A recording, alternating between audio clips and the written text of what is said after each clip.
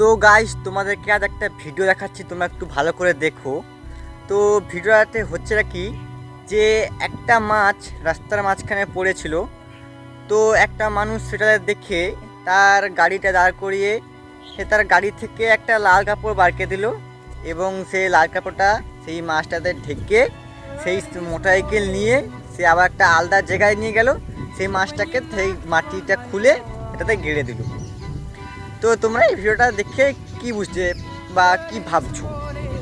তোমরা নিশ্চয়ই ভাবছো যে এটা আবার কীরকম কথা, একটা মাছকে আবার সে লাল কাপড় কোথা থেকে ছিল, সে লাল কাপড় নিয়ে এসে আবার জড়িয়ে আবার হচ্ছে সেখানে মাছটাকে আবার অন্য জায়গায় নিয়ে গিয়ে আবার নিচে গেড়ে দিল। তো এইটাই হচ্ছে একটা ভিডিও বানানোর টেকনিক, তোমাদেরকে ভাবতে মানে বাধ্য করে দেবে যে তোমরা হচ্ছে কমেন্ট করো।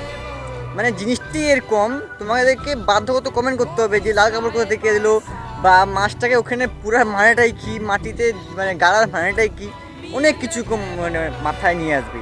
এটা একটা কন্টেন্ট বানানোর টেকনিক। কেননা যখন তুমি ওই সব জিনিসগুলো দেখবে, তারপর তোমার সবসময় মাথায় আসবে একটা কমেন্ট করি যে লাল কাপড় কোথা থেকে এলো, বা মাছটাকে কেন তুমি মাটির নিচে পড়লে, বা মাছটা এলোই কোথা থেকে। এই সব মাথায় নিয়ে আসার জন্যই ওইরকম টাইপের কন্টেন্ট বানানো।